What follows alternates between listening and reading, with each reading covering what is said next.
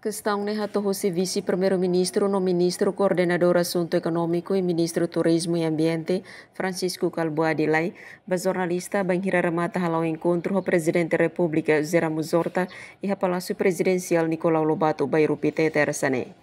Vice-primeiro-ministro Calvo Adilai ho visita primeiro-ministro Malásia Dato Sri Anwar Ibrahim e ha Timor-Leste e ha lorong ruanulure sintolo bulan setembro na importante tebes ba Timor ni adesão.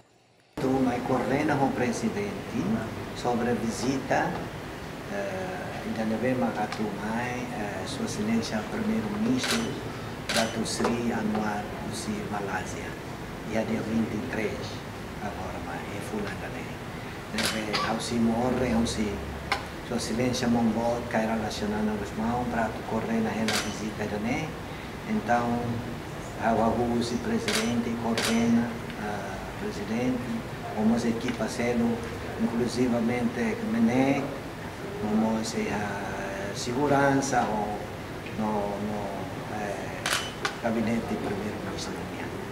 Vice-primeiro-ministro Hateten nia coordena ona o presidente da República no Ministério Negócio Estrangeiro no Cooperação, no parte segurança, o ensaio de preparação dia codicimo o primeiro-ministro Malásia.